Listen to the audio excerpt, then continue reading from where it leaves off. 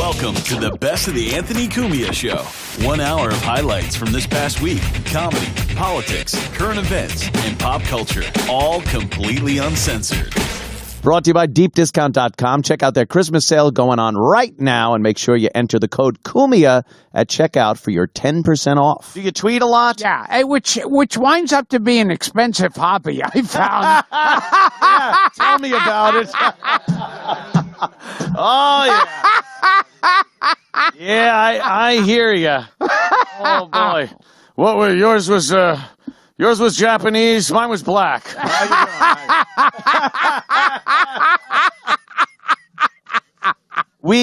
I don't understand what happened to contextualizing what people are saying and where they're saying it and what the purpose is. Oh, yeah. Comedy should get fucking carte blanche. It's an art form. It's something that's done. It's done good. It's done badly. But it's still, take it for what it's supposed to be. A joke. Goddamn jokes. It's just, I think, like my favorite tweet that I got back then, somebody wrote, Affleck fires Gilbert Gottfried after discovering he's a comedian. Yeah. And that's a good one. That's it. It's like, that's what happened. Yeah. Like, how about, if somebody would have just gone to see you perform, yeah, they could have taken any one of those jokes, write it down, and say, Gilbert said this. Exactly. And you'd be horrified. Yeah. What? The children?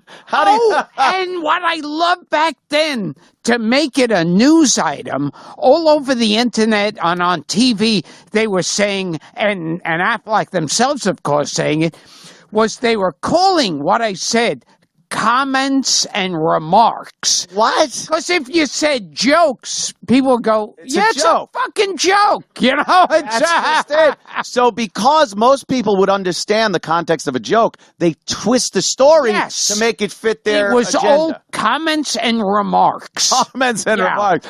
Ladies and gentlemen, coming to the stage with some comments and remarks. Gilbert Gottfried, give him a big hand. You know, gasoline prices are really low. And now with some comments and remarks, Yakov Smirnoff.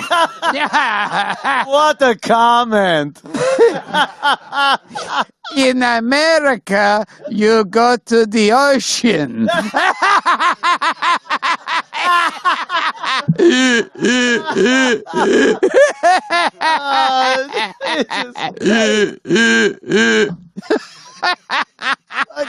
Down there in Branson, having a pisser. Yeah.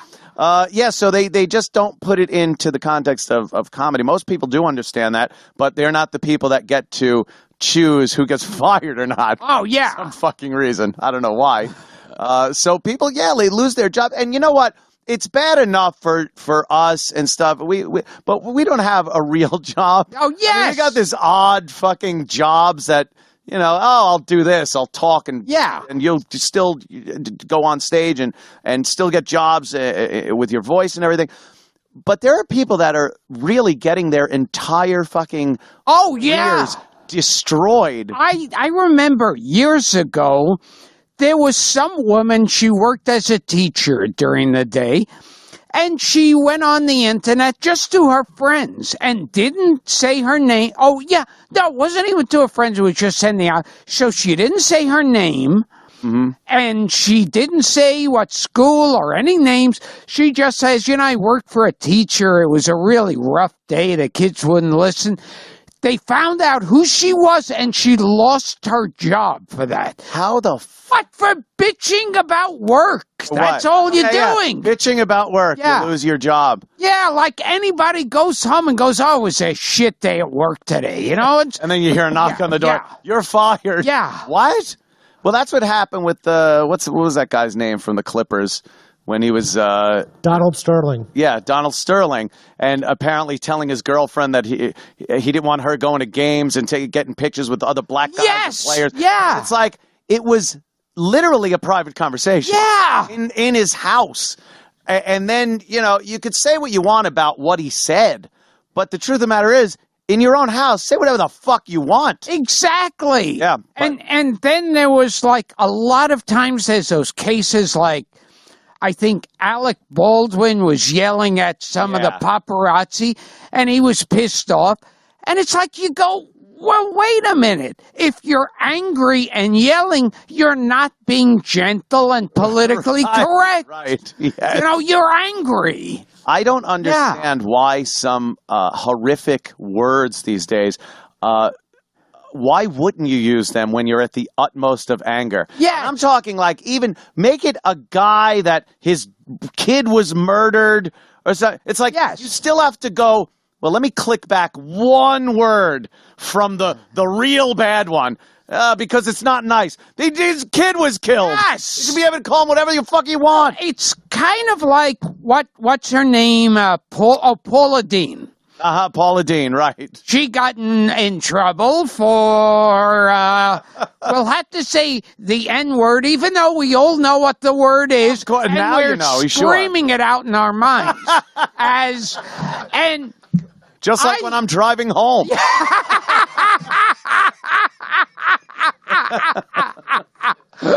Just like all those women are saying about Bill Cosby.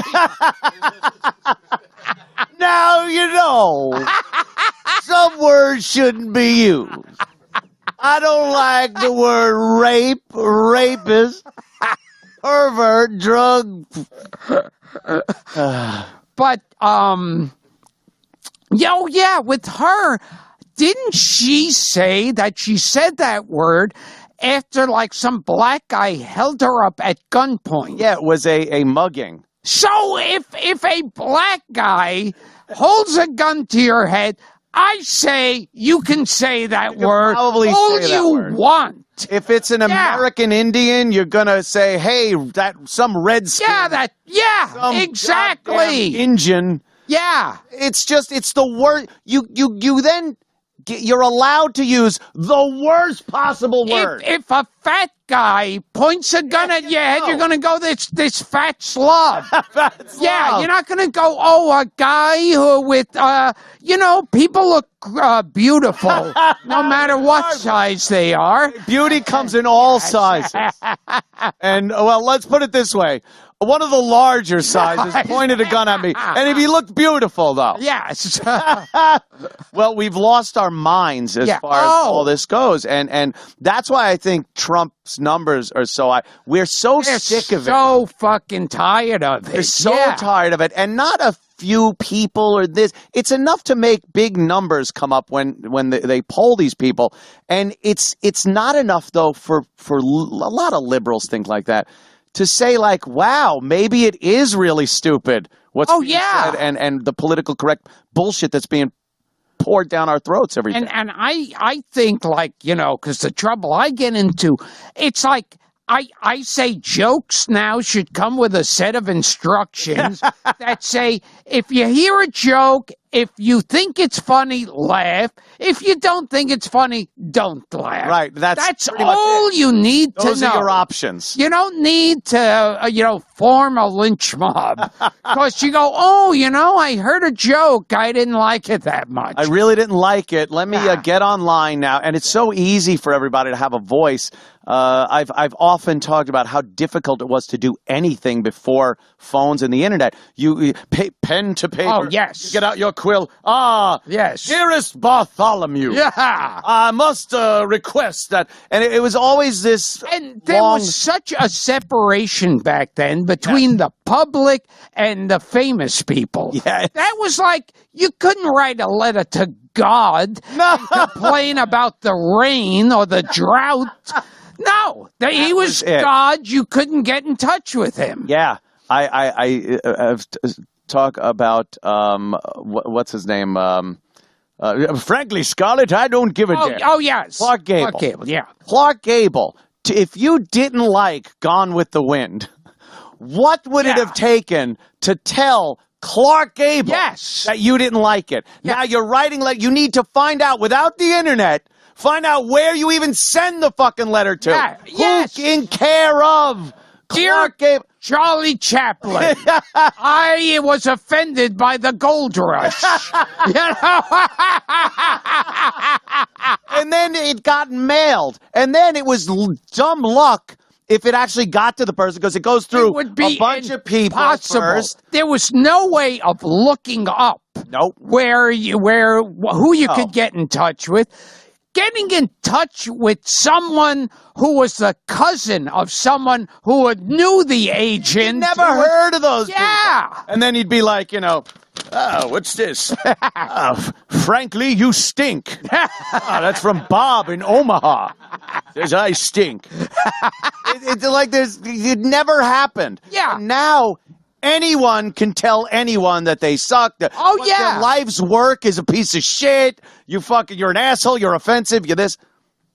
Like when I was a kid, I couldn't go, hey, John Paul, George, and Ringo, the White Album sucked. Fuck you. I hope one of you gets shot.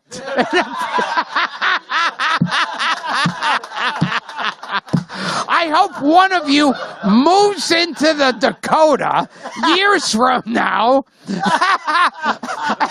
and gets shot by a fat kid.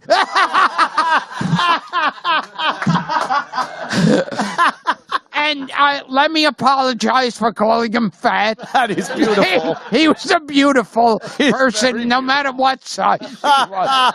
But a fat kid should shoot one of you. I don't know which one. Some fat kid just shot me. Yoko, some fat kid. Oh, my God. Gilbert was right. I should have read the letter. If only they had more access to us, and I would have read that he hopes I get shot by a fat kid. We're so separated from the public.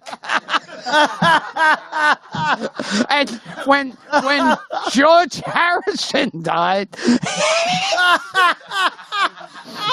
he said, Gilbert Gottfried told me if I kept smoking, I should die of cancer. He wished me to die of cancer. If only they had Twitter back then. It could have said, George, your brain's gonna rot away. Hey, your brain will rot away.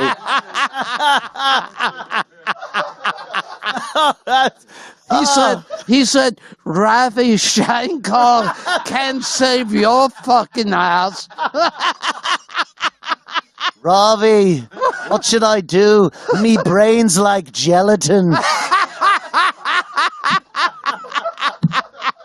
Ravi, everything sounds like a steel guitar.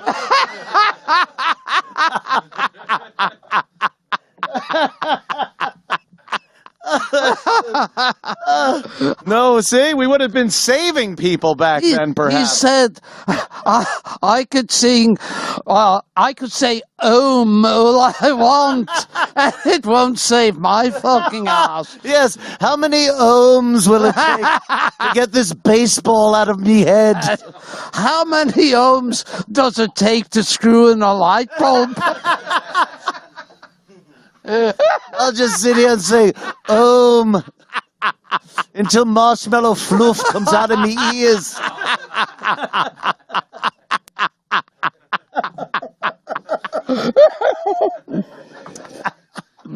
See, we could be saving lives with Twitter, and what do we do? What do we do? We just fucking bash each other. Oh, are we terrible people. Gilbert is going to be at Caroline's December 17th. And Liquid Laughs Comedy Club in Boise. No, I already did that. He did that. Why would you put that on here? What a fucking idiot you are, whoever you are. Oh my God! Look, I just flew back from Boise. Oh, and in Boise, But yeah, I will be at Caroline's, and my podcast, Gilbert Gottfried's Amazing Colossal Podcast. Subscribe on iTunes. I've removed it, much like they should have me brain. Oh, poor. And I think John Kennedy's last words were, Jackie, I should have listened to Gilbert Gottfried when he said to me that he hopes that I'm driving through Dallas and I get shot by a guy in a book suppository. If only the message had gotten to me from Gilbert in time. You wouldn't be on the trunk trying to pick up little pieces of my brain. Why is Sabruta the only person filming this? Could you clean off the trunk and give what's left to George Harrison?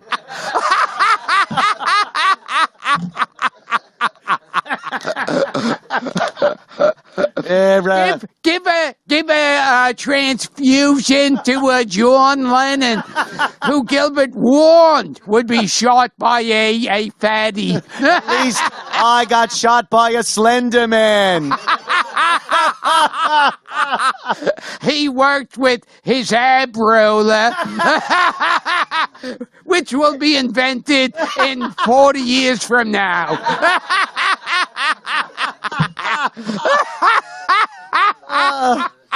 Maybe my brother Ted could use one. And a flotation device for his girls. Thankfully, my brother Bobby will live to a ripe old age. Gilbert said nothing about Bobby. Sure, Bob, take the shortcut through the kitchen. No Arab will be waiting for you in the kitchen, Bobby. If you see an Arab, just ask him for a falafel. He's harmless.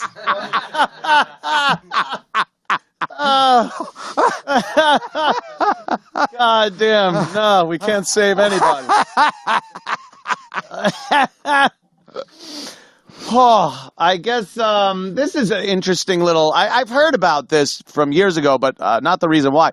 With Star Wars coming out and stuff, Al Pacino was supposed to get the role. I have a dream that Gilbert Gottfried warned me.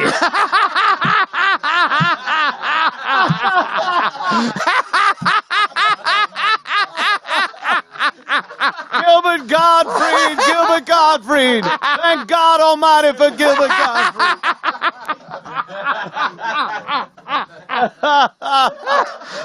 Smoke in the room, he told me.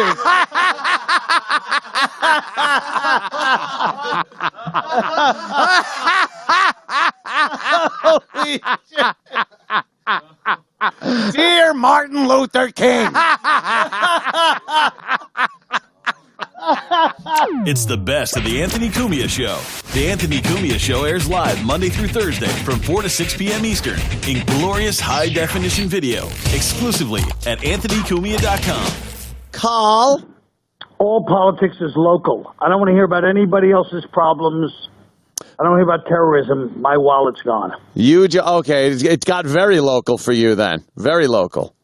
I'm infuriated. Carl, no one over the age of like 30 loses their wallet anymore. It just doesn't happen. You know where it is. How about the fact that we live in a society that's so high-tech, yet we still carry all our most valuable possessions in one pocket? In this stupid leather pouch that can be gone at any minute. You make a great point there, Carl. You probably should break it up. Don't keep all those eggs in one little leather basket in your back pocket. Well, what are you going to do, take out certain cards every day? That's a time waster. I don't have time for that shit. It is ridiculous. What is the most important thing in your wallet that you're really worried about? Money can't be it, because I've seen you in some major motion pictures. No, I have no cash in it. I had no cash in it, which is, you know. Who carries cash anymore anyway? Yeah, but I had all my credit cards, all my everything. My license. If someone my license sees with my 21-year-old picture. If somebody sees that American Express card with Colin Quinn written on it, they're going to... They might go on a field day. They're going to... see? Oh, now Dan Natterman's checking his wallet to see what's important in there. His card. What did he say? I'm just checking my wallet to see what's in it. See if there's anything important in it. He's got money in there. You got actual bills $40 in the billfold section. I don't know about that. Yeah, I know. Colin, where? I'm not saying where is it, where did you lose it thing, but don't you have a ritual? 50 feet. No, it's within 50 feet of my house. I got off the train. I went to the store, bought some waters and some Diet Cokes, and the bill only came to about $7. So I remember thinking to myself, what an idiot I am using my credit card for $7. That lets you know that that's where you used it last. And it's within 50 feet of my home. And then what'd you do? Teeter it on your head precariously and walk home? Or did you put it back in your fucking pocket? I don't know. I feel like somebody was... there's a lot of... they bring up actual pickpocket gangs that come up during the holiday season. I don't know if you realize that. What is this, Oliver? What are you in? Yeah. No, that's exactly what happens. We're going to pick a pocket or two. They We're going to pick a pocket or two. They come up from Colombia. Ask Keith. He'll tell you all about it. Colombian pickpockets. Yes. Do you remember anybody bumping into you? No, but, people bump into you all the time. But then ask Keith, and he'll tell you they actually bite their fingertips so they don't have fingerprints.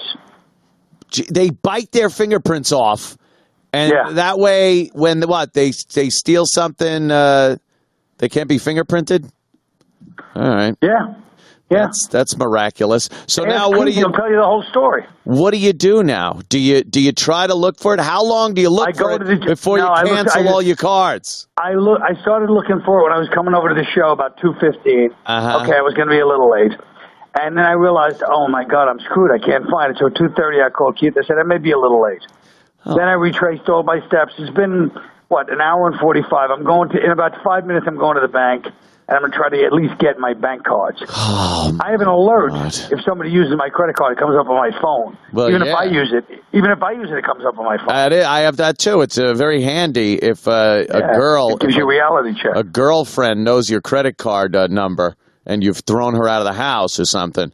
It's very convenient that will pop up or something. Yeah. Oh, anyway, my God. And then your license. We were just talking about motor vehicle. It sucks. You got to go down there. Maybe you could do it online. I think you could do that online now, though. You don't have to go down there.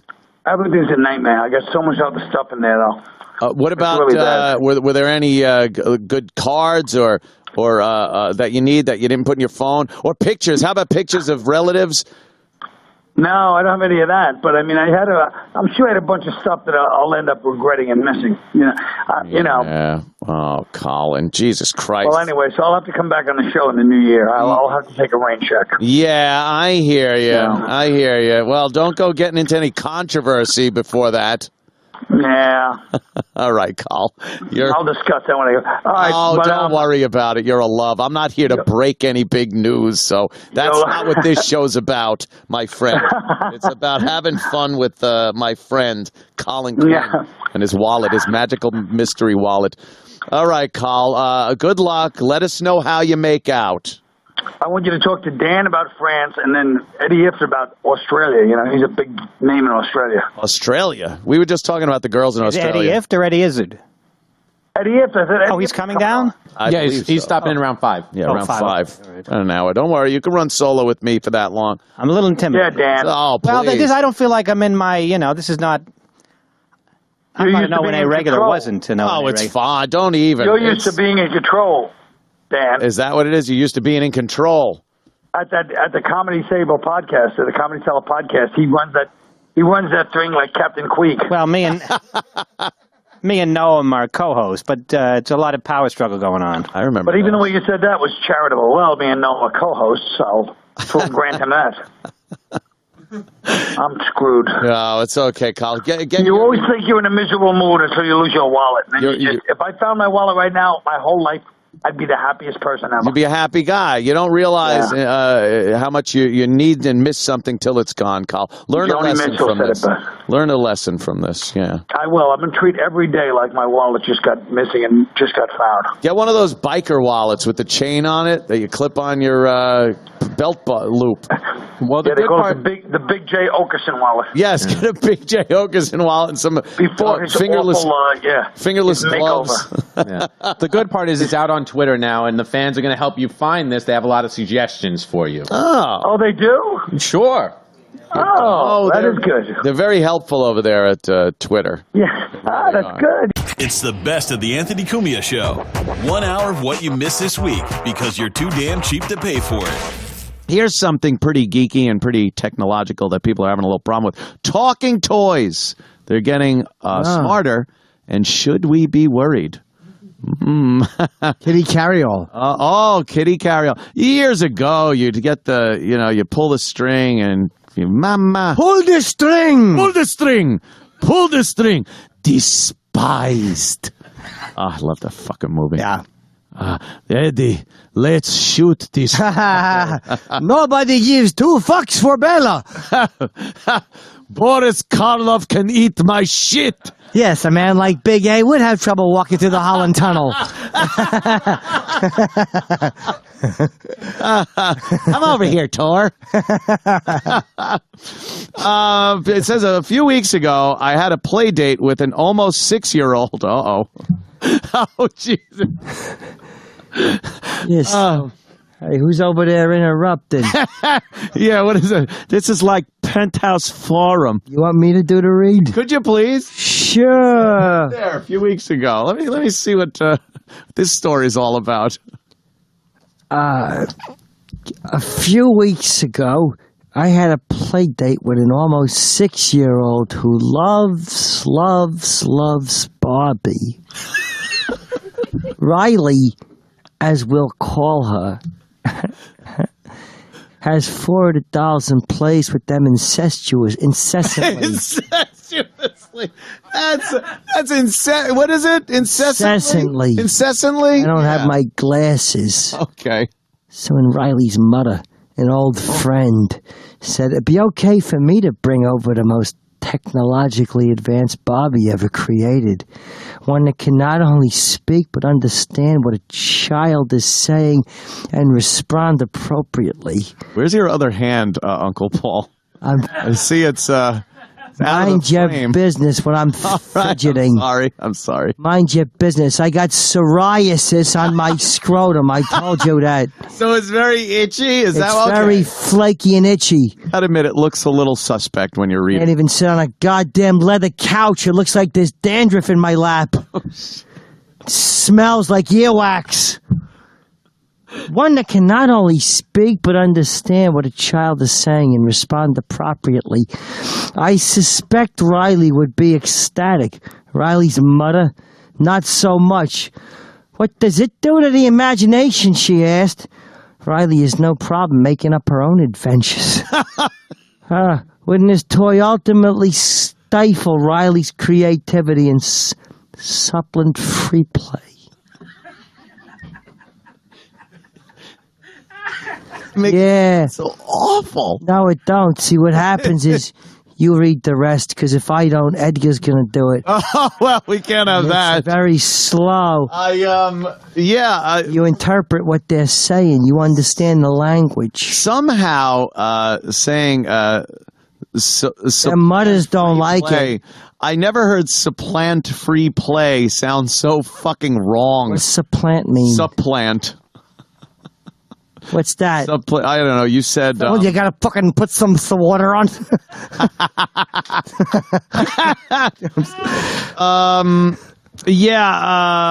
My friend's concerns were widely shared. Hello, Barbie, as the toy is called, being assailed in the media as stupid and a blabbermouth.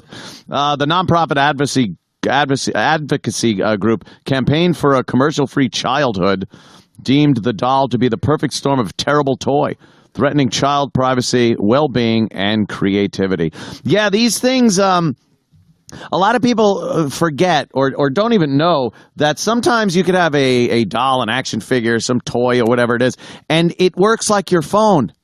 It works over your Wi-Fi connection in your house and sends and receives what it hears and what it's going to say at times, which can be very, very dangerous in certain circumstances, especially if people are able to hack into these things. Right. If they have cameras involved, now you're watching perhaps a young child in the privacy of their room playing with their toys.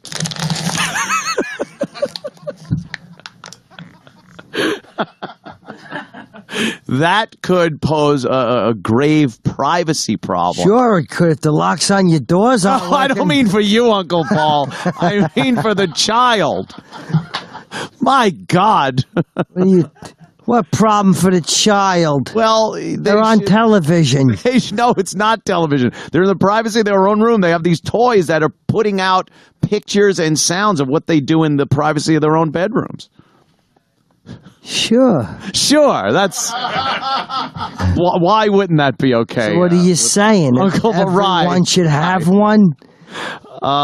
So you can monitor somebody's misbehaving. Sometimes they could be misbehaving. Sure, they could. That's So, have you finished your Christmas shopping for the kids this year, Uncle Paul? I wonder what he's going to be getting. Yeah, I'm going to buy him a bunch of. Sometimes what I'll do is I'll get him a ViewMaster. A ViewMaster? Yeah. Old school. And I'll say, you make the little clicky sound and ignore the other things you might be feeling. So you're pretty much blinding the children in their room. No, I'm not. I'm just saying maybe you're doing that and there's a waterfall and they'd be like, hey, Uncle Paul, there's a little water on my pee-pee. I'm like, I know there is. It's the ViewMaster. It's the ViewMaster. And, I guess if they come up with a story to tell their parents, you could just say, oh, no, they're talking about the ViewMaster. How the imagination. Is your best friend a child's vivid imagination when it comes to excuses? Oh, boy, telling stories again. Oh, there's a sandman that puts sand in my eyes. Oh, there's a magic tooth lady brings me my... Oh, Uncle Paul puts sardine oil on his thighs and told me to kiss it. Why would a child enjoy sardine oil, first of all? That is the question. They don't. They really don't, I guess. Oh, for Pete's sake. I guess anything a child would like would be a little more sticky and harder to remove. Yeah, you live and you learn. You live and you learn, don't you, Uncle Paul? It's just a terrible thing. Magical. I'm magical. You're not magical. Apple files. It's December, Edgar. Magical as these toys might appear, they're a lot like Apple's Siri, trapped inside the body of a doll. Oh, look at that. They identify as a doll, but they're actually an Apple Siri. Whenever you press Hello Barbie's silver-studded belt buckle, the doll records your child's voice, then instantly sends the audio over your Wi-Fi to the cloud. The cloud. It sends your voice to the cloud. To analyze and trigger a pre-recorded response. Another talking doll named My Friend Kayla, which made its debut overseas last holiday season, is a more primitive version.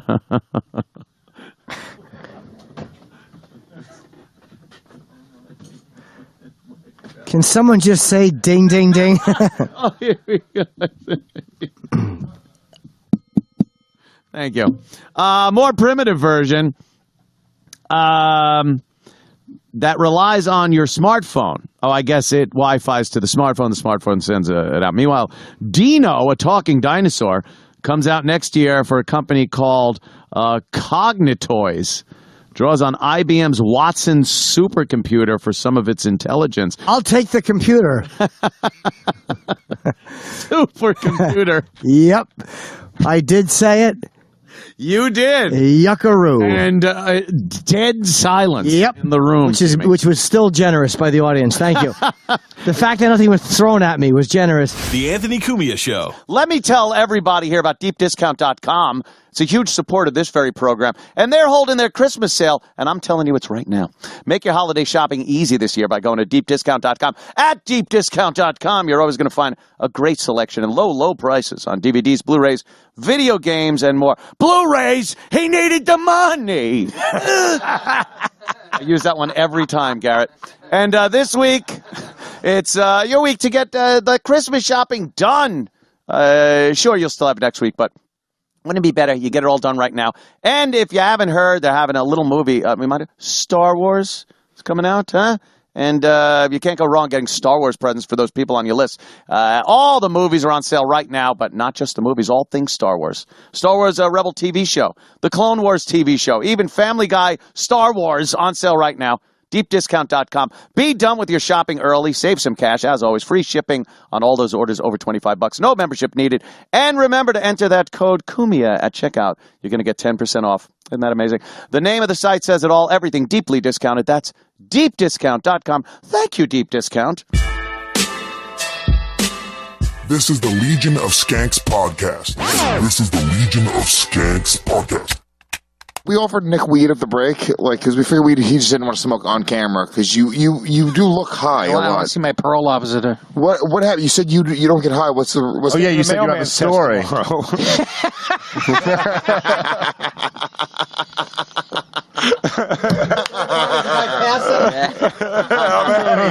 I had it with this comedy horse. Fucking rather be Cliff Clavin. I have horrible insomnia. I don't fucking sleep. And me and my wife know this guy. We lived in L.A. Me and my wife lived there from 95 to 99. And this guy, he opened this, you might even heard of it, you got weed guys, but he opened this business. He's selling, it's a line of ice creams and other products to dispensaries in California, medical, medical marijuana and shit. And my wife had mentioned that I couldn't sleep, and he goes, well, I'll send him some stuff. And he didn't send me his shit. He sent me his competitors. He had some of his competitors' shit, He went into his competitor's place and bought it to see what they were. So he sends me some shit.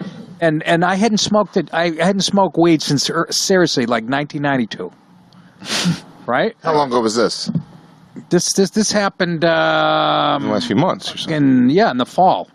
A few months ago. A few months ago. So number one, I know weed's 1,000 times stronger, The medicinal shit, sure.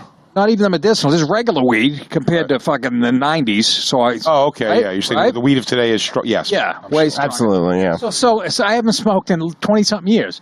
So he sends me some shit, and he says, he tells my wife, tell Nick to take just a quarter of it. And then he goes, no, wait a minute. He hasn't. He goes, tell him to take like an eighth of it. It was like a candy bar. I break off an eighth of it. Fucking idiot. And like a fucking true rookie. After I waited about 38, not even an hour. I waited like 38 minutes. I'm like, this ain't doing shit. I fucking snap off another corner. Of course. I get downstairs. All of a sudden, I'm watching TV. All of a sudden, my fucking 51-inch color flat screen turns into a 12-inch black and white. And I start fucking panicking. And I go, why is that guy's voice echoing? What the fuck? And then now I'm in my own head. I shut the TV off. I run upstairs to my kitchen. My wife's upstairs, another flight in the bedroom. I look at those stairs. It was like the fucking Wizard of Oz. They looked a mile long. So what the fuck? So I go lay in the guest bedroom in the dark like a fucking idiot. I shut the door, going, just please make this fucking go away. To shake it off. To try to shake it off. I laid there about 12 minutes, and I go, what the fuck am I doing? I run upstairs to my wife. You woke her up? She was wide awake. She was watching TV. I come in. She goes, how's it going? I go, not too fucking good. I go, what, did you fuck this guy? What, does this fucking guy hate me? She said, what are you talking about? I go, what the fuck is going on? I go, I am hearing fucking echoes and fucking, it was like an acid trip. I lay next to her, and I'm fucking, she puts on an old rerun. We love Bob Newhart show. Fuck, we have like all the old ones. She puts on a fucking... First of all, she doesn't feel like my wife. It doesn't feel like my house. You know what I'm saying? I'm in a house, but it's not my house.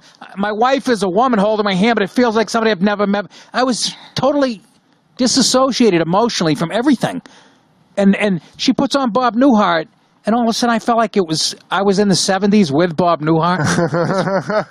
Freaking the fuck out. You know what, man? I'll tell you what, and it really is. It becomes like tolerance. Even when I have strong weed, the worst it gets is just like I feel like physically panicked, but I don't get like that kind of crazy. You don't get in your own head. But I'm telling you, like, for someone who doesn't smoke a lot, Ralph, man, when Ralph, I think he ate an edible thing too that Ari gave him, and I had him eat more than he probably should have eaten of it.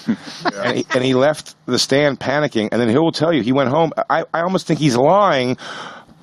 But hearing Nick say this, I'm like, I guess same thing. He said he went home and all he had was the overwhelming feeling that his apartment was a TV show that he was like living. People were watching his TV show, and he had this weird thing. And he goes, and I was just like, Ralph, that's like you didn't take like acid, dude. It was like it's like you ate an. It's in the same category as hallucinogens. That's right. Yeah. Colin Quinn never got there. All that shit, and he goes, that was like acid to you. First of all, orally ingesting it's way stronger.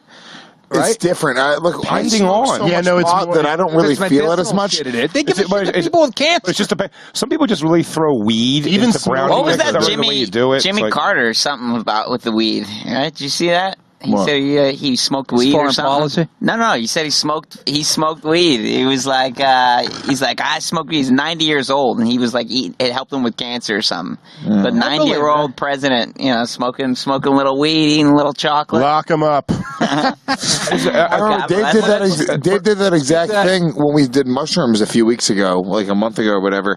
I took a half an eighth, and hallucinogens always hit me really hard. So I started tripping within like 30 minutes. When was this? Like a month ago, maybe. Something like that. I started tripping. Dave took a half an eighth. He didn't feel shit. It just took long. All it did was it took longer. It was taking a really long time. Yeah. Dave immediately, I'm tripping. I'm getting scared already. I'm like, dude, I don't even want my mushrooms. Dave, he's just fucking digging in. He's just eating all. Dude, he ended up taking like an. But I haven't not had mushrooms since '92. Like I know what I'm doing. I loved it. Dude, he took an eighth and a half of mushrooms. Oh my fuck! And he was losing his. Yeah, he was losing his shit. Dude. I was not even any more really than you. Lewis could take one little cap of mushrooms and he is gone. I'll lose Lewis is a little. No, look, I was gone too. Did I put a blanket around my head?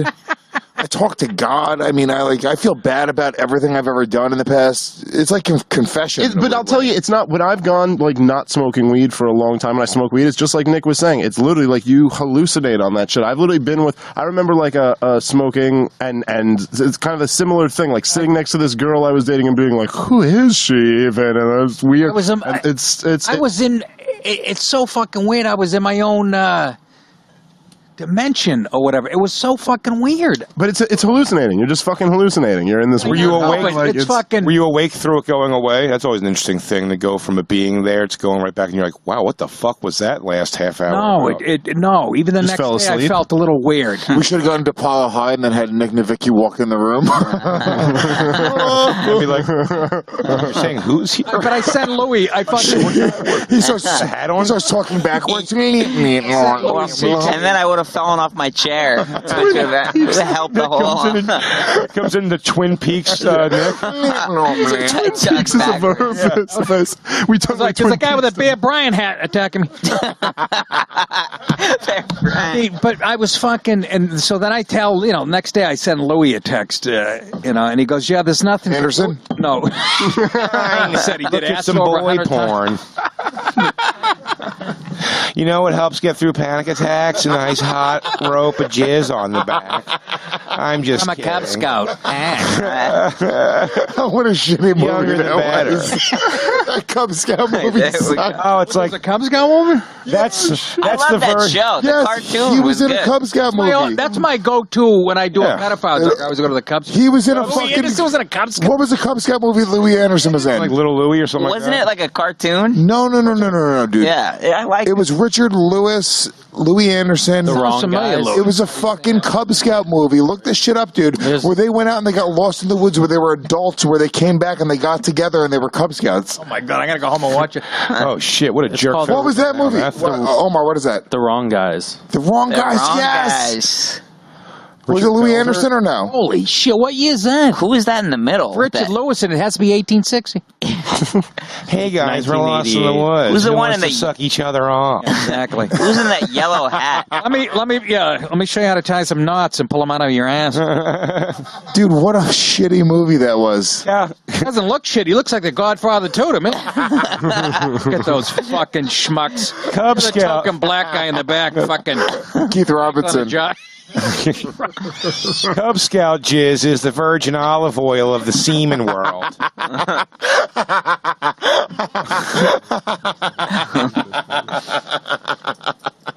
The Anthony Cumia Show. This is the best of the Gavin McInnes Show. Cam Adair is here with us. This guy was severely addicted to video games, and it was so bad that his dad would drive him to work, in quotation marks. He would watch his dad drive away, run back home, and play video game. Oh, no, sleep, because he'd been up all night playing video games. Is that correct, Cam Adair?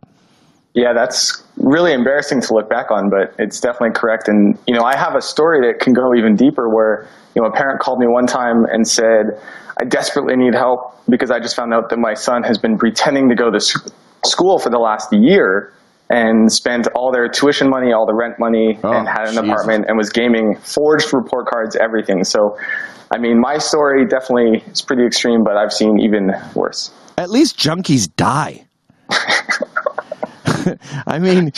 Video game players just the worst that happens is they get really, really fat. Yeah, it's definitely a problem. And I think something that I've been seeing is that there's this community within the gaming community that actually wants to quit, but they don't know how. And I think it has a lot to do with just how they were raised, the fact that they don't necessarily have different social skills and confidence in themselves and things like that. So, we live in a self-indulgent culture where everything is okay. We had a tape yesterday of this 52-year-old giant man who weighs 350 pounds who's decided he's a 6-year-old girl who likes to get fucked in the ass by her grandfather and might get pregnant from it. And that is like, oh, well, chacun son goût, each to his own. Mm-hmm. And I think with video game people, they go, this is what I like to do, and there's nothing like I'm trying to improve this guy Rat here, who's a 23-year-old virgin, and I have all these plans for him, and he's like, not interested. And I noticed when I say to guys my age, hey, I tried quitting porn, it really improves your life. Mm-hmm. Guys my age go, all right, I'll give it a whirl. Millennials go, fuck you. Yeah, well, there's a lot of similarities between the community who's trying to quit porn and gaming. And I definitely think one of the main differences is that nowadays, when you were younger, you got kicked out of the house and had to go outside and play, right? And so by doing that, you had to meet your neighbors, be social, be spontaneous, be creative. You had to come up with all of these different ways to entertain yourself and engage in the environment around you. Nowadays, kids start playing games when they're 2, 3, 4, 5 years old. And so instead of them having to engage in life and their environment and to come up with different creative ideas, instead they're just given an iPad. And from there, they go into PC gaming and et cetera. And over time, they've never actually ever had to have other hobbies. So I think something I've been seeing is that it's not necessarily that kids just absolutely love to game. They like to game and it's where they have fun. It's where they feel confident, but it's also actually just all that they've ever known. And I think it starts, at a pretty young age. Here's the thing, too. Every time I criticize video games, I am an anti-Gamergate dude. I'm not sure there's so many double negatives there. I'm concerned I'm on the wrong team. But video games should not be influenced by political correctness. If you want to have all dudes chopping women's heads off, go fucking bananas. It's fiction. So I will defend to the death anyone's right to play video games, and I will defend to the death anyone's right to create any kind of video games they want. That no one should get involved in that. All right, let's put that to bed. Now that we're here and we're in a world where it's okay to play video games, take it easy on the fucking video games. Everyone I know, mostly comedians, will play them for 5 hours in a row, and they go, well, it's just like movies. No, I don't watch 5 hours of movies every fucking day. Right.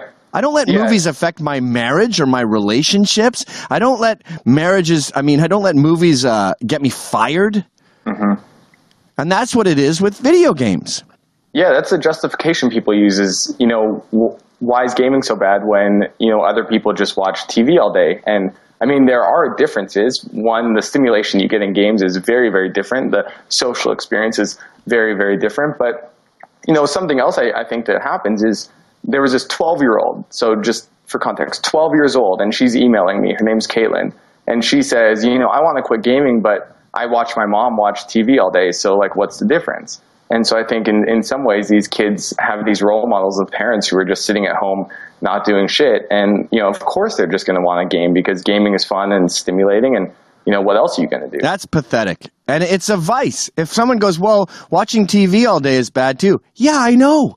That's bad too. But when you say TV watching is bad, you don't have the TV watching community attack you. I bet you get tons of attacks from gamers.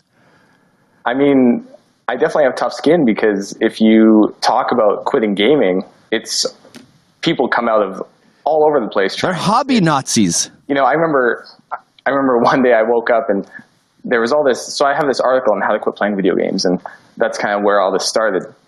And I remember one day I checked the stats and there was a bunch of traffic coming to this site. And I was like, okay, where's it coming from? I go, it's this forum. And this whole forum thread is dedicated to saying that I'm a loser and I have no life and all this stuff. And I was sitting in a $500,000 condo downtown Calgary with my girlfriend looking out, being like, my life is pretty sweet. And these people are sitting on a forum telling me that I'm a loser. And so just because I think people should quit playing video games doesn't mean that I think gaming is necessarily bad, but it's amazing how defensive people get when you start telling them that they should quit gaming. Yeah, who cares if you're a fucking loser? You can be a pedophile. You can rape babies every day. That doesn't affect your point, which is video games were ruining my life. I quit them, and now my life is better. Right. And this is exactly what we see in this community where, they want to quit. And that's the difference is these guys want to quit. And because of that, I believe they deserve resources and tools and support in order to do that. And we're seeing a ton of success in that. And, now kids are, their grades are improving. They're getting girlfriends. They're beginning to actually live their life. And I think it comes from this decision where they realize that, life maybe isn't just about being entertained all day in games. It's actually about engaging in your life and finding what's meaningful to you. And if you have some support to do that, it's actually pretty awesome. Be bored. Try being bored. You look at old movies and someone's smoking a cigarette in their living room. There's no TV on and they're just staring into space. And then the doorbell rings and they go, oh, and they put out the cigarette and go and get the door. Young people today are never fucking bored. They can't be depressed. There's no time to be depressed. They can't be happy. There's this sort of median thing. And I think the impetus is a lot of this safety shit. Oh, the kids, don't let the kids go out. They might get killed, even though crime has been plummeting since I was a kid. And so what do you do when you're inside all day? Play fucking video games. It tricks your brain into thinking you're having an adventure, so endorphins are released. Yeah, absolutely. And that's the brain component of it is, there's a difference between I want to game and my brain wants to game. Right. But something that I see a lot with these guys is, a certain percentage of them will quit gaming. They're like, okay, I need to quit gaming. And then they email me and they say, now I'm just sitting around watching streams and YouTube and I'm on Reddit all day. And again, that's missing the point. You're not quitting games just to, again, sit around and be bored. You're quitting games because you want to actually live a meaningful life. And it's about finding ways to do that. So one of the things you need to understand is that you play games for specific reasons. It's not just because they're fun. It's not just because they're your go-to activity, but it's because it fulfills certain needs. So, for me, I was bullied a lot in school. And so social experience at school, not so positive. Whereas online, I feel like I have more control over that. I can surround myself by teammates and people who are like-minded. If someone's, mean to me or whatever, I can just block them. So you have a lot more control over that. So the social experience is one. It's a temporary escape. It's a challenge. It gives you a sense of purpose, and it allows you to actually see your progress, right? So I think one of the big misconceptions about games is that there's these guys who are very goal-oriented, very challenge-oriented, and what happens is in games, it kind of gives you a false sense of you're actually accomplishing your goals. Totally. Except outside of life, your life is still a complete mess, and you're not really that happy. Well, it's the same with porn. Your brain goes, you fucked 10 11s today? Well, here's some endorphins. Congratulations. It's ironic, too, that your motive here is to improve people's lives. You're not working for the outdoors community. You don't get funding from grass. You just want people to have better lives. And you're saying you guys are staying indoors too much. Get out there and go fix your motorbike or whatever. And the reason they can bombard you with hate online is because they're sitting at a fucking computer and they have too much time to kill. So the very attack is proof that they've got too much fucking time on their hands. Absolutely. This kid emailed me the other day or posted a YouTube comment. I can't remember exactly what he said, but maybe it was like, you should die or, something stupid like that. You should die because you don't like my hobby. And, I don't know a single successful person in my life that sits around berating people on YouTube. Like, if you have time to be posting negative comments on YouTube, you just don't actually have that much going on. And so that kind of proves my point. But, I mean, at the end of the day, I got into this because I realized that, when I went to quit, there were no resources. There was no help. And I remember Googling for an answer. And the answers I got were stupid kind of parent advice, right? Which was go hang out with your friends or study more. And what people don't realize is when you tell a kid to quit playing video games, you're actually telling him to not have friends, or you're telling him he's supposed to be bored all day. Which, yeah, those are experiences he's going to have, and he's going to have to learn how to deal with that. But if you can actually support him in helping him learn how to make new friends, or helping him identify the kind of different activities he could try, then you can have a lot more success, instead of being kind of the typical parent who's like, oh, just study more. And it's like, well, I'm gaming to avoid studying, so that doesn't work. That is too true. Cam, thanks for coming on the show. I wasn't listening to you towards the end there because I had a fart and I was worried it was going to be a shart. So I was slowly letting it out of my anal lips, going, please don't be poo, please don't be poo. You'll be happy to hear it was not. That would be awkward, live on the air. It doesn't even smell bad. Cam, thanks for coming on the show, and thanks for fucking having the balls to point out the obvious, that being addicted to a vice is bad for you, and you might want to try quitting it. Yeah, no, really appreciate you having me, and yeah. This is awesome. Like you more than a friend, dude. Bye. All right. Cheers. It's the best of the Anthony Cumia Show. The Anthony Cumia Show airs live Monday through Thursday from 4 to 6 p.m. Eastern in glorious high-definition video, exclusively at anthonycumia.com. A Bronx algebra teacher sent one of his students a video of him masturbating. Oh, wow. Yes, an equation so wildly out of balance, we can't solve for why. Jesus Christ. Wow. A 33-year-old Henry Bueno is anything but, according to the criminal complaint. He offered the 14-year-old girl money for oral sex, offered to pay his student for oral sex. And from that, we can only assume she was already getting an A. Mm-hmm. Yeah. Fuck.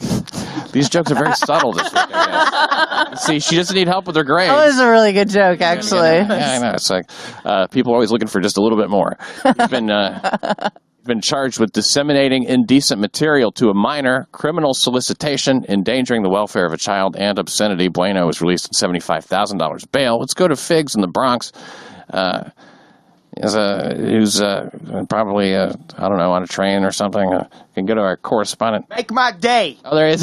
You feel lucky? Get off my lawn. Pat, what's up? I'm sorry. I was exchanging Clint Eastwood quotes with some psychopath. What's going on? What's up? Get off my lawn? Yeah, that's from Gran Torino, my dude. I got that shit on the bootleg if you want it. Let me know.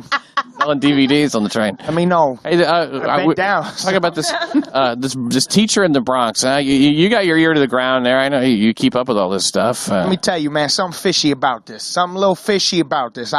Little fishy. A little fishy. I went to high school for a year. Mm-hmm. I know the deal. You never have to give your cell phone number to your teacher. Maybe your parole papers, maybe emergency contact. Parole papers? Yeah, you know what it's like. So I'm a little question about this. How'd he get her number, you know? Yeah, it takes two to cha-cha, you know what I mean? Oh, two to cha-cha. She's 14. He's texting his students. That seems like that's already a problem, right? Yeah, he texted this. He said, I want to make a proposition. And this is a quote of the text. I will give you $100 for oral sex. I will give you $150 for sex. What? I don't believe a 14-year-old can give a $100 blowjob. I agree with you. I got fuck with that. That's true. You know what I mean? I agree with that. But how'd he get that number is my question, man. These 14-year-old girls out here in the Bronx, I'm telling you, some of them are thick, son. These Dominican girls, they're bad. I'm just saying. One of the kids said he was cool, right? Yeah, well. One of the kids said he was cool. He remind me of one of them 32-year-old teachers that, you know, they cool. Hey, you're right. Maybe he is cool. Maybe he was, when he sent that text with I'll give you 100 and 150, maybe it's like some kind of word problem. Yeah, exactly. At least he's being a gentleman. You know, sometimes I go up to shorties, I'll be like, yo, we fucking or we fighting. You know what I mean? At least he offering some currency. You know what I mean? It's a big word. Okay. Well, what do you think is worse, a straight up proposition or a dick pic? I don't know. It all depends, man. MySpace, I used to do dick pics. Facebook, I do propositions. So I don't know, man. It depends on the venue. Yeah, exactly. The outlet, the venue work. Yeah. He's charged with sending a student pictures of his private parts. He says that he sent her a video of him masturbating, in which he says, I don't know if I should do this. Well, if you're not sure whether you should be sending a video of yourself masturbating to your 14-year-old student, you should seek the advice of anyone. Literally any person. Throw a dart at the world, wherever it lands. Say, I need some advice. I have a 14-year-old student. No. The answer's already no. Am I wrong? The Anthony Cumia Show. Now we're talking uncensored. If you like what you hear, visit AnthonyCumia.com for subscription information and show details. And never miss a minute of fully archived shows available at any time in streaming HD video or audio download. Brought to you by DeepDiscount.com. Check out their Christmas sale going on right now and make sure you enter the code Cumia at checkout for your 10% off.